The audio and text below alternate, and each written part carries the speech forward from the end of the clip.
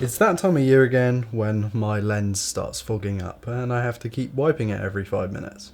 Let's talk about the 2018 MacBook Pro. When this first came out, there were so many issues in PR when it came to Apple due to the fact that it had a bit of a driver error where it would just overheat like absolute madness. It wouldn't spin up the fans anywhere near enough to compensate for the heat it was generating, and Dave Lee had a field day on his YouTube channel. But over a year later, after all is said and done, is the 2018 MacBook Pro still worth buying with all of its software fixes?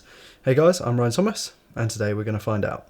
To start with, I've got to tell you guys which model I bought, which config I bought, and what we're using for testing today. This is the 15-inch model with 16GB of DDR4, a 6-core i7-8750H processor, 512 gigs of SSD space, and the Radeon 560X 4GB graphics chip. I got the whole thing in mint condition with box and original chargers and stuff like that for £1,800 about 2 or 3 months ago, and they're roughly going for around the same amount of money now on eBay. And it's worth mentioning that even though that is an awful lot of money to spend on a lump on a computer, it's definitely not as expensive as it was when it first came out back in 2018, where it was roughly double the price for this config. I got mine from eBay, and you can find some great deals on that site as well as Apple's own refurbished store, something that I looked into quite heavily before pulling the trigger in this example. And trust me, for this amount of money, it wasn't an easy decision. This cost me the same as my 2013 6-core Mac Pro to tie as the most money I've ever spent on a computer. Hell, that's the most amount of money I've ever spent in one lump sum. And just to put it into context, look at my PC, which cost me considerably less money, and how much more powerful it is than the MacBook. But of course that PC doesn't come in a sleek, beautiful casing. I actually owned a 2012 13-inch Retina MacBook Pro, and I thought that was thin, but this is a whole other level of thin. It looks so premium and executive, like I could kind of stare at it all day. And yes, I do miss the glowing Apple logo from the previous design. The milled USB-C ports align to look super sleek and minimal. In fact, that's kind of what I would consider this design to be. Pretty minimal. It's not got any gimmicks, any RGB, any extraness. It just kind of looks executive and sleek. And I guess that can be taken as a good or a bad thing. I'm kind of on the fence, but leaning more towards a good thing. I don't really use RGB a lot. When opened, the laptop becomes even prettier in my opinion. I like the much thinner bezels than the previous generations, and that keyboard / trackpad / speaker layout just looks so clean in my opinion. In a top-down shot, I don't think many laptops could look as good as this one. My unit has suffered some dings thanks to my imperfect care. It is heartbreaking when you notice the first imperfection on an otherwise stunning product, though I did get over it. And I guess you should really be putting something like this in a case. I have looked around, but I haven't really found anything that I really want or I'm going to spend more than £20 for. It would keep it looking fresh, performing well, and improve resale value. Talking about looking fresh, that display is unbelievably gorgeous. Its resolution comes close to 3K in the 16:10 form factor, making for some fantastic sharpness without sacrificing battery life and of course performance. The IPS LCD also gets super bright, but because it's got a glossy finish, outdoor viewing is, well, a bit of a pain. Colours are very accurate and the display is well calibrated out of the box. This has been a trait of Apple's displays for God knows how many years before this one. And it's something that I very much appreciate, having owned a few Apple products in the past. Also, I realise Apple doesn't actually manufacture the displays, but I believe they do calibrate them. It would have been nice to see a touchscreen here, but of course that's not something that Apple's really likely to do in the next coming years. The issue I have is that it wouldn't really work very well with macOS. I mean, that thing is just not meant for touch whatsoever, whereas I think Windows 10 is pretty decent for both touch and keyboard and mouse experiences.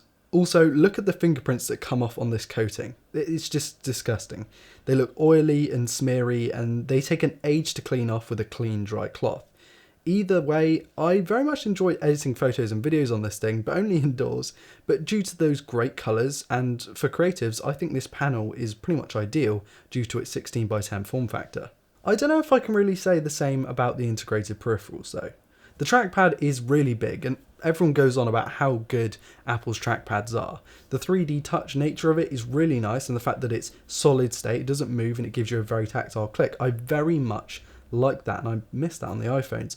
But its size is maybe a little bit too big. I kind of hit it by accident when using the keyboard, which is not something that I expect to be able to do on a laptop that's this big. You know, there's plenty of space, but for some reason that happens. The palm rejection is really good, but it's not perfect, and I found myself accidentally deleting some clips sometimes. Obviously it's an easy fix, you Command Z, but it's just a little bit imperfect. Other than that, the glass trackpad itself is very nice.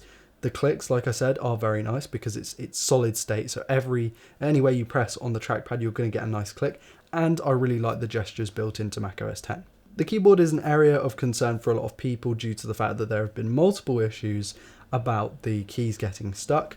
I haven't had any problem with that, although I haven't used it out and about an awful lot. I like the way the keys feel, I like the way the layout is. It's certainly better than the UK version of the Razer laptop, which I considered buying as well as this, and the only reason I really didn't go for that is because of the key layout. I could write on this thing for a long time. I'm just as fast on this as I am on my keyboard with Cherry MX Browns. I'm very much used to this keyboard, and it does take a little bit of getting used to, but when you get used to it, it's super nice, and it's not as loud as people are making it out to be, but maybe that's just because I'm so used to mechanical keyboards. Either way, it's not the best keyboard I've ever used in a laptop. I still think that goes to my Lenovo ThinkPad that I had before, but it's definitely a nice keyboard, and it being 10 keyless is nice as well, because then you get those nice big speakers in the chassis.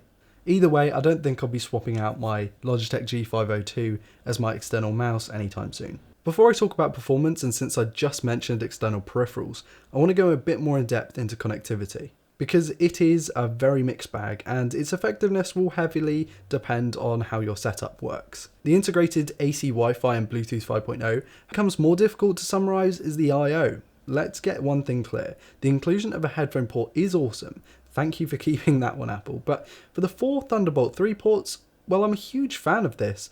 I love that this thing has USB-C as far as ports go, but, and I'm sure you've heard this 100 times, the lack of an SD card slot is just not good enough. I need SD to transfer things from computers, and of course to get my footage off of my camera, and I have to use a dongle. That's one more thing to remember, that's an extra point of failure, and of course something that can get lost. Other than that, I love that all of the ports support 40 gigabit per second and charging through every single one of those ports, doesn't matter which one you pick. And whilst I really like USB-C, some are not ready for the USB-C revolution, and that's perfectly fine. And that brings me pretty smoothly onto battery life. This definitely wasn't the best trait of the MacBook Pro, and it was something that I was expecting to be better than it actually was, but I expect that coming from a ThinkPad with 2 batteries, it was going to be kind of difficult to one-up that.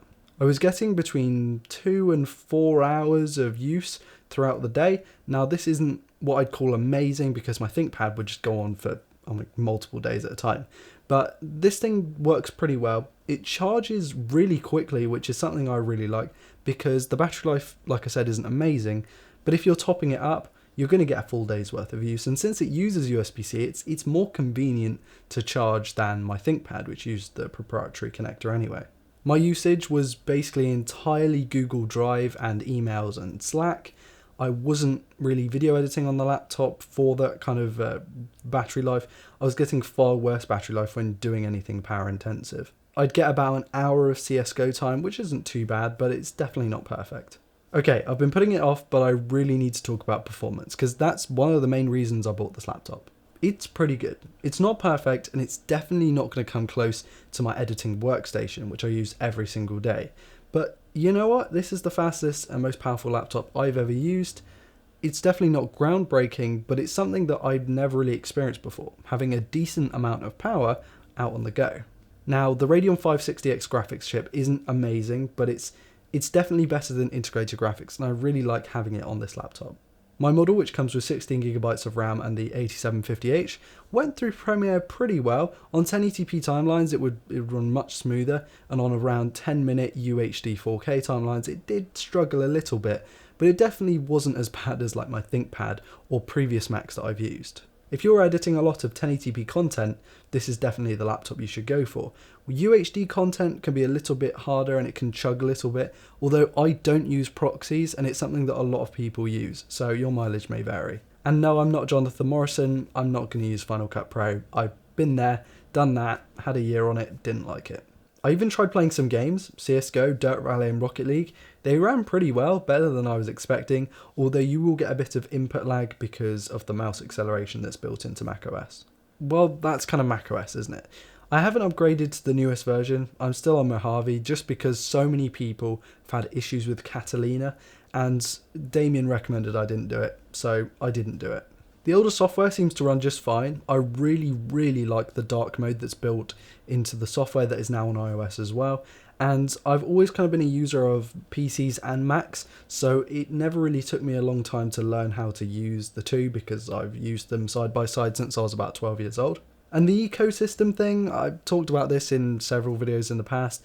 I just don't care. Like, the ecosystem, I have an iPhone, never once connected it to my MacBook. I don't use iCloud Keychain, iCloud, AirDrop, FaceTime, iMessage. I don't use any of that stuff. So anyone worrying about that, you're not going to be looking at me for a discussion on that. I use Windows, I use Linux, I use Android.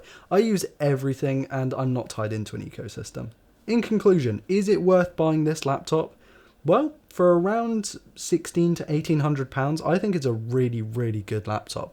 It's not going to be for gamers, it's not going to be for hardcore hardware enthusiasts, but for people like me who just want to get a decent amount of work done on the go, decent battery life, great screen, it works great. Is it worth the £1,800 I paid for it? Maybe not. Maybe I would like to have paid closer to £1,500, but I've done it now, and yeah, I'm living with my decision. Anyway guys, that's been about it from me. Hopefully the lens didn't fog up too much. I have wiped it down here and there, but yeah, I'm in a cold room and the lens has been in a bag, and yeah, that's what it's like living in Cornwall from around September onwards. Thank you all so much for watching. Please do like, dislike, comment and subscribe if you're new around here to never miss a video like this one. Also check out my iPhone 11 reviews coming next week, so stay tuned for that. Or it could be the week after. I'm not sure when my things are scheduled. I want to give a massive shout out to my patrons. You guys have been awesome, so thank you so much for supporting me. It really does help me out. And if you want to see any of the things that I've shown in this video, then check out the Amazon affiliate links in the description. That is another way to help me out. Just look and check out all of the stuff that I've got on there. Yeah, they're always really in the description. So anyway, with that all out the way, I've been Ryan Thomas, and I'll see you in the next video. Peace.